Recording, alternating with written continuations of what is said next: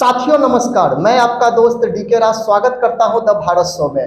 दोस्तों, आज the Bharat show के जो मेहमान हैं जिनको इनवाइट किया गया है उनके बारे में मैं आपको बता दूं तो बिहार के एक ज़िला है मुजफ्फरपुर, वहां के वह रहने वाली हैं। और मैं प्रोफेशन की बात करूं तो आज बहुत कम उम्र में सिंगिंग आज वो कर रहे हैं, साथ साथ अपना एजुकेशन भी वो जारी रखे हैं। आज हम सभी आज उनसे जानेंगे कि कैसे वो अपने इस सफ़र को आगे की ओर बढ़ा रहे हैं, कहीं ना कहीं एजुकेशन लेते हुए भी आज वो सिंगिंग कर रहे हैं। तो दोस्तों, स्वागत कीजिए मिस संजना सिंह जी को। नमस्ते, प्रणाम। मैं सिंगर संजना सिंह मुजफ्फरपुर से और मैं अभी 10th क्लास में हूँ, स्टडी कर रही हूँ और मेरा ड्रीम सिंगिंग है। आज देखा गया है और जहाँ तक कि हमारे टीम द्वारा ये जानकारी मिली कि आपने बहुत कम उम्र में आज बहुत धमाल मचा रखे हैं सिंगिंग लाइन में। तो इसका सफ़र जो आपका है, आप एजुकेशन लेते हुए सिंगिंग को बहुत अच्छे तरीके से कर रही हैं, तो इसका सफ़र कहाँ से आपका स्टार्ट हुआ? ये सफ़र मेरा कोलकाता से स्टार्ट हुआ।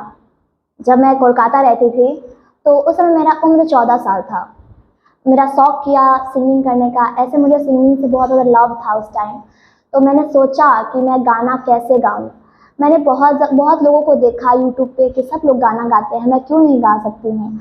तो तभी से मेरे माइंड में ये चला कि नहीं, मुझे भी सिंगिंग करना है। स्टडी तो मुझे चाहिए, स्टडी मुझे करना ही है, बट उसके साथ साथ मैं सिंगिंग भी करूँ। तो इसी के लिए मैं कोलकाता से बिहार आई, क्योंकि कोलकाता में मेरा उतना कुछ हो नहीं सकता था, तो इसलिए मैं कोलकाता से बिहार आई। और यहाँ पे ऐसे कुछ लोगों से मुलाकातें हुई जो रिकॉर्डिंग करते थे, गाना गाते थे, मगर जहाँ मैं गाना गाती थी वहाँ गवाते तो थे मगर उतना मुझे सपोर्ट नहीं मिलता था। बिहार आने के बाद वो 1 साल उधर मेरा चला गया, गाना रिकॉर्डिंग हुआ, रिलीज़ हुआ। कुछ गाने बजे, कुछ गाने नहीं बजे। तो इसमें मुझे निराशा भी आई बीच में कि मैं गाने गा रही हूँ, मुझे कहीं आगे किसी से सपोर्ट नहीं मिलेगा, मैं क्या करूँगी। तो क्योंकि इसमें मेरी मम्मी और पापा का बहुत ज़्यादा सहयोग है, क्योंकि आजकल के लोग, कोई भी माता पिता अपनी कम उम्र की बेटी को अकेले बहुत दूर दूर तक नहीं भेजते हैं। तो मैंने अपनी माँ को बहुत मनाया कि मम्मा, मेरा सपना है। आज से बहुत साल पहले, मतलब 2002 की बात कर रही हूँ मैं, मेरी मम्मी का भी सपना था कि मेरी मम्मी भी मतलब मॉडलिस्ट करे और सिंगिंग करे। तो मम्मी का सपना किसी वजह से नहीं पूरा हो पाया। तो इसी की वजह से मम्मी तो मुझे आज तक कही नहीं कि बेटा तुम ये काम करो, मगर मेरा ही अचानक से जुनून हुआ। फिर बाद में मुझे भी मालूम चला कि मम्मी का भी ये ड्रीम था। तो मैंने सोचा कि मेरा भी ये ड्रीम है और मम्मी का भी जो सपना है वो पूरा कर दूँ। तो जब से आए फिर मुझे बहुत ज़्यादा निराशा हुई कि नहीं हो पाएगा मुझसे कुछ भी। तो उसके 1 साल के बाद मुझे एक और इंसान से मुलाकात हुई जिनका नाम MD भोला यादव है। तो उनसे मुलाकात करवाने वाले भी एक अच्छे शख्स थे। उन्होंने मुझे MD भोला यादव जी से मुलाकात करवाया, जो बहुत बड़े बड़े इवेंट करते हैं, और मैंने आज तक इवेंट देखा नहीं था, ना सुना था, तो मुझे मालूम ही नहीं थी इसके बारे में। उन्होंने ही मुझसे गाना गवाया पटना में। तो उन्होंने गाना गवाया और बहुत सारे स्टेज शो करवाए खुद से, और उनका बहुत ज़्यादा सपोर्ट रहा। अभी मैं उनके वजह से मतलब आगे हूँ, चाहे अभी इतना लोग भी जाने हैं मुझे, तो आज मुझे बहुत ज़्यादा खुशी हो रही है और मैं चाहती हूँ कि और भी मैं आगे बढ़ूँ। क्योंकि अभी तक जब से मैं MD भोला यादव से मिली हूँ, वो मेरा अभी तक बहुत अच्छे से सपोर्ट कर रहे हैं और वो चाहते हैं कि मैं बहुत आगे बढ़ूँ। पूरा फुल सपोर्ट उनका रहता है और मैं भी बहुत मेहनत कर रही हूँ कि अभी मुझे कॉल्स आते हैं, मैडम आज आप यहाँ रिकॉर्डिंग कर लीजिए, मैडम यहाँ इस सॉन्ग में मुझे आपको मॉडलिंग करना है, करवाने का मन करता है तो आप करिए इस सॉन्ग में मॉडलिंग। तो पहले ऐसा कुछ नहीं था, पहले मुझे कॉल्स क्या, मैं ही लोगों को कॉल्स करती थी। आज ऐसा है कि कुछ लोग कॉल करते हैं, कहते हैं यस मिस संजना सिंह, आपसे छोटा सा काम है, सिंगिंग कर दीजिए, ये कर दीजिए। तो आज मुझे खुशी होती है। कोलकाता का सफ़र से लेकर के बिहार का सफ़र, मेरी परवरिश कोलकाता में नहीं हुई है, मैं बिहार की ही रहने वाली हूँ, मगर यहाँ से हम रहते कोलकाता में हैं और हम भी बिहारी हैं। तो मैंने भी चाहा कि जैसे लोग भोजपुरी गाते हैं, मैं चाहती तो हिंदी भी गा सकती थी, मगर मेरा सपना था कि नहीं, जैसे बिहार में भोजपुरी लोग गाते हैं वैसे मैं भी भोजपुरी गाऊँ, भोजपुरी बोलूँ।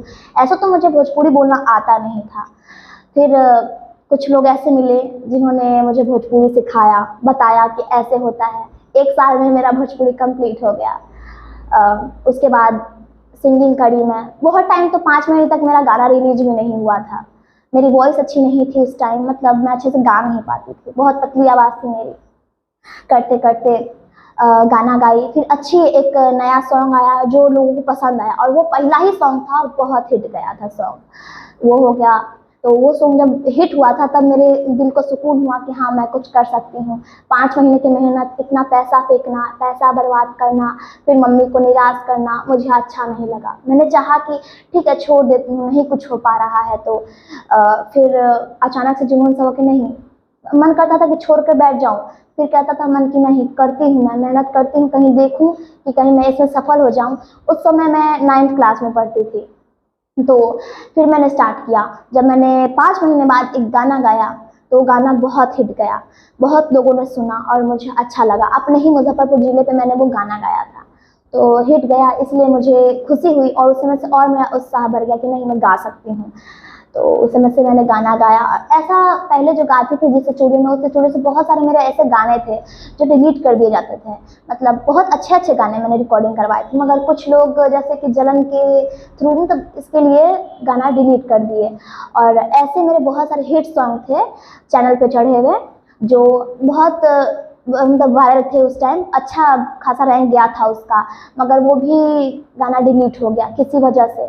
तो मुझे बुरा लगा, मगर आज मैं एमडी भोला यादव के साथ हूँ, एमडी भोला यादव के साथ हूँ आज। तो उन्होंने तो पूरा सहयोग किया मेरे ऊपर, बहुत मदद कर रहे हैं आज, और आज मैं धीरे धीरे करके आगे बढ़ रही हूँ। और मुझे खुशी हो रही है कि मैंने जो 2-3 साल से मेहनत किया, मतलब 2-2.5 साल मेहनत किया, इतनी कम उम्र से स्टार्ट किया, तो मुझे लग रहा है कि हाँ मैं आगे कुछ सालों में, 1 या 2 सालों में मैं कुछ कर सकती हूँ और करके दिखाना चाहती हूँ। आज जहाँ तक कि मैं बात करूँ कि बहुत ऐसे गर्ल्स या बॉय को मैंने देखा है कि कुछ दिन सिंगिंग करते हैं, फिर वो छोड़ देते हैं, फिर एजुकेशन करते हैं, फिर एजुकेशन करते हैं, फिर छोड़ देते हैं, फिर सिंगिंग करते हैं। आपका एम क्या है? इसमें मेरा ये है कि जैसे कि बहुत लोग जो सिंगिंग करना चाहते हैं वो सिंगिंग तो करते हैं, मगर क्या है ना कि उनको सपोर्ट ना मिलने के, जैसे मुझे सपोर्ट नहीं मिलता था पहले, तो मेरा भी मन करता था कि मैं छोड़ देती हूँ, नहीं करूँगी। और आज मुझे सपोर्ट मिल रहा है तब मेरा मन कह रहा है कि नहीं मैं करूँ कुछ। उन लोगों का क्या था कि जो लड़का लड़की गाना चाहते हैं उनका क्या होता है ना कि वो सपोर्ट गिर जाता है, गाने के व्यूज़ नहीं जाते हैं। चाहे इस लाइन में है ना, जहाँ तक कि मैंने सुना है, आज तक तो देखा नहीं, चाहे महसूस कभी नहीं किया, क्योंकि अभी तक मुझे अच्छे अच्छे लोग ही मिले, जहाँ तक मैं बता सकती हूँ आपको। तो इसी वजह से उन लोगों को, मतलब इस लाइन में सब लोग सिंगर नहीं बन सकते हैं। जो जिनका सपना होता है ना वो पूरा इसलिए नहीं कर पाते हैं क्योंकि जो उनसे थोड़ा सा ऊंचे जो सिंगर होते हैं ना वो उनको दबा देते हैं, गिरा देते हैं और आगे नहीं बढ़ने देते हैं। चाहे उनके साथ ही गा रहे हैं, उन्हें तो महसूस कराते हैं आप अच्छा गा रहे हैं, आज वो स्टूडियो में जाकर के गाते हैं। मैं इतना देखी हूँ कि आज वो स्टूडियो में जाकर के खुशी से गाते हैं, और कल मतलब जैसे वो स्टूडियो से गा करके निकलते हैं उनका गाना डिलीट हो जाता है।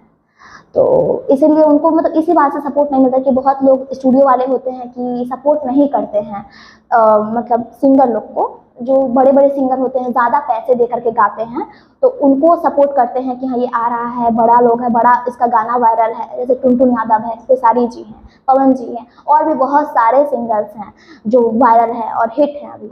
और उनसे नीचे, मतलब उनसे 10 गुना नीचे जो लोग हैं जिनका सपना है कि वो आगे बढ़े, तो उनको आगे इसलिए नहीं बढ़ने दिया जाता है कि अगर ये आगे बढ़ जाएगा तो उनको कौन सुनेगा, चाहे मुझे कौन सुनेगा। अगर इसका गाना अच्छा गया, किसी उनका आवाज़ भी अच्छा होगा, उन्होंने रिकॉर्डिंग भी अच्छा किया होगा, वोकल भी अपना अच्छा दिया होगा, मगर लोग जलन के मारे उनका गाना डिलीट कर देते हैं, चाहे गाना में कुछ ऐसी खराबी कर देते हैं कि गाना वायरल ही नहीं होता है।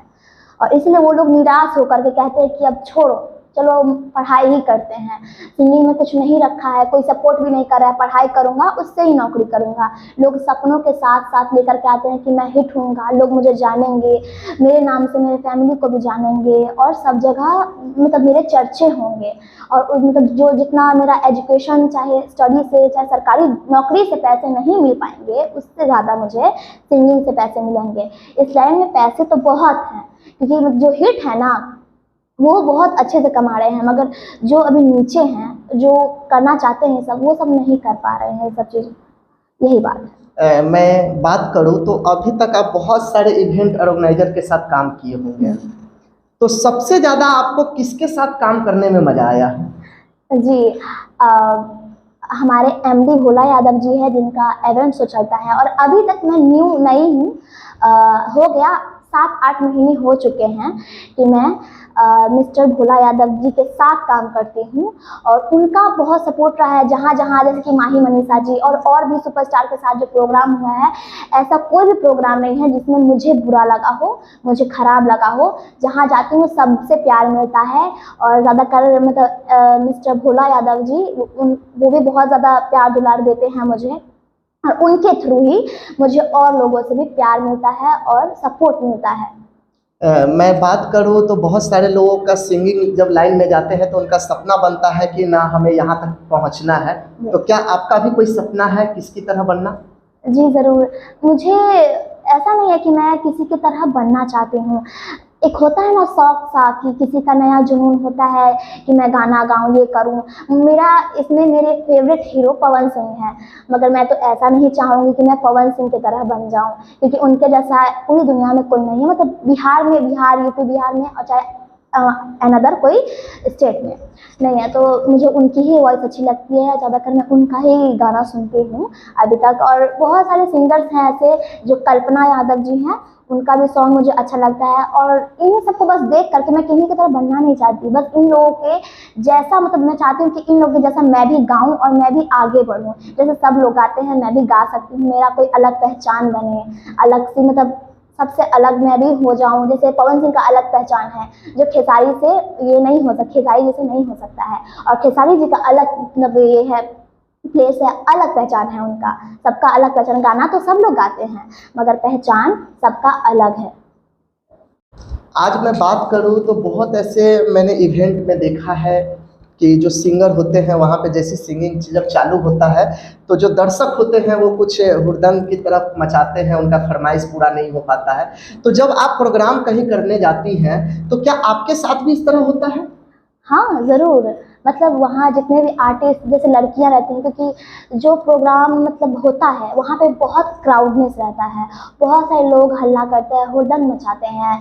और हम लोग ये नहीं है कि वो लोग हल्ला मचाएंगे तो हम लोग गुस्सा हो जाएंगे, गुस्सा तो हमें आता ही है, मगर हम उन्हीं लोगों को खुश करने के लिए जाते हैं कि भले वो गुस्सा हो मगर उनका मतलब वो गुस्सा ना हो, हम गुस्सा हो जाएं वो गुस्सा ना हो। उनका सारी फरमाइशें, उनकी जितनी भी फरमाइशें सब हम पूरी करें, जितने भी घंटे हो, 5 घंटे हो या पूरी रात हो, हम उनको खुश रखें। क्योंकि आज वो रहेंगे ना तभी हम रहेंगे, अगर वो नहीं है, वो उनका सपोर्ट चाहे गुस्सा नहीं दिखेगा तो हम नहीं दिखेंगे। और स्टेज पे हमें हाँ बहुत सारे लोग ऐसे होते हैं कि किसी सिंगर किसी एक्ट्रेस का हाथ पकड़ लेते हैं, चाहे किसी बदतमीजी से बातें करते हैं। ऐसा तो सारे स्टेज पे होता है, किसी जगह नहीं होता है, तो उसको मेंटेन करना पड़ता है। सिंगर या डांसर चाहे कोई भी लोग हो, सबको मेंटेन करना पड़ता है कि हाँ हमें दिक्कत हो रही है तो हमें तो 5 घंटे के लिए दिक्कत होगी, उन्हें दिक्कत होगी तो वो पूरे दिन चाहे पूरी रात या सबको बताएंगे कि आज हम सिंगर संजना सिंह के शो में गए थे, इनके शो में गए थे, इनका शो बहुत अच्छा नहीं है, खराब है, तो उनसे बुराइयाँ होंगी और बहुत लोग हमें इवेंट्स नहीं देंगे। इसलिए हमें खुशी से बस 5 घंटे ही लोगों को खुश करना पड़ता है, उसके बाद हम गुस्सा किसी पे दिखाए उससे कोई मतलब नहीं है। आज मैं बात करूं तो मैंने बहुत ऐसे सिंगर को देखा है कि जिस इवेंट में वो काम करते हैं, जिस टीम में वो काम करते हैं, उस टीम के मेंबर से बहुत ऐसे जगह नहीं बनती है। तो क्या आप जिस इवेंट में आप काम करती हैं तो क्या वहाँ पे आपके टीम के साथ बनती है? जी ज़रूर, ऐसा नहीं है, मतलब बहुत लोग अलग अलग व्यवहार के होते हैं, अलग सोच के होते हैं, मगर जिस दिन हम लोग अपने ग्रुप बना करके कहीं शो करने जाते हैं तो उस दिन हमारे बीच ऐसा कुछ नहीं रहता है। प्रेम भाव से जाते हैं और प्रेम भाव से आते हैं, क्योंकि हमें ज़िंदगी भर, मतलब कोई ज़िंदगी भर के लिए, चाहे पूरे दिन पूरी रात, चाहे किसी के टाइम के लिए नहीं आते हैं। हम लोग साथ और खुशी से रहते हैं और खुशी से प्रोग्राम करते हैं। अगर कोई एक पर्सन गुस्सा हो जाता है तो दूसरा पर्सन उसे मनाता है, क्योंकि अगर प्रोग्राम में वो गुस्सा दिखाया तो पब्लिक को ये चीज़ अच्छी नहीं लगेगी। और जिसने ये और मतलब प्रोग्राम को करवाया है तो मतलब उन लोगों को बुरा ना लग जाए हम लोगों के व्यवहार से, हम लोगों की बातों से। इसलिए हम लोग प्रेम भाव से जाते हैं। हमारे ग्रुप में बहुत सारे लोग काम करते हैं और बहुत लोगों को हमारे साथ काम करने में अच्छा लगता है, इसलिए वो लोग कहते हैं कि नहीं, आज हमने काम किया है, हम इनके साथ दोबारा काम करेंगे। अगर किसी व्यक्ति को, अगर किसी आर्टिस्ट को हमारी कंपनी में काम करके बुरा लग जाता है तो ऐसा मतलब कुछ नहीं है कि वो लोग काम करने नहीं आएंगे, क्योंकि किसी भी इंसान को एक पल के लिए किसी बात की बुरा लगती है तो हम लोग मेंटेन कर लेते हैं, हम लोग मना लेते हैं कि इस जगह पे ये सब ज़रूरी नहीं होता। हमारे ग्रुप में बहुत सारे मेंबर ऐसे हैं, बहुत अच्छे हैं, और जो हमारे ग्रुप में काम करते हैं बहुत ज़्यादा मेहनत करते हैं। वो लोग भी हमारे साथ आगे बढ़ना चाहते हैं, तो हम लोग चाहते हैं कि एक परिवार बन करके आगे बढ़े, आगे चले और हमारा कंपनी इसी तरह परिवार की तरह, फैमिली की तरह बहुत आगे जाए। जब हमारे टीम के द्वारा, द भारत शो टीम के द्वारा जब आपको इनवाइट किया गया यहाँ पे, तो यहाँ पे आके आपको कैसा लग रहा है? मुझे बहुत अच्छा लग रहा है और आज मैं बहुत खुश हूँ कि आप लोगों ने हमें बुलाया यहाँ पे और हमारी पुरानी बातों को ज़ाहिर किया, चाहे हमारी बातें लोगों तक पहुँचे, हम कैसे इतना आगे बढ़े, चाहे यहाँ तक आए, चाहे हमारी मतलब अभी लाइफ कैसे चल रही है उन लोगों को पता चले। आप लोगों ने बुलाया, आज मैंने ये बात कहा, लोगों तक पहुँचेगी, उन लोगों के लिए धन्यवाद, बहुत बहुत शुक्रिया। दोस्तों, मैं यही कहना चाहता हूँ कि अगर आप भी आना चाहते हैं द भारत शो में, आप भी चाहते हैं कि आपका भी इंटरव्यू पूरे दुनिया के सामने जाए, तो दोस्तों स्वागत करता हूं द भारत शो में। हमारा यूट्यूब के अबाउट सेक्शन में ऑफिशियल व्हाट्सअप नंबर है, वहां से जाके आप कांटेक्ट कर सकते हैं। हमारी टीम बहुत जल्द आपको इनवाइट करेगी द भारत शो में और आपका भी इंटरव्यू पूरे दुनिया के सामने लाने की कोशिश किया जाएगा। मिलते हैं अगले वीडियो में, तब तक के लिए धन्यवाद।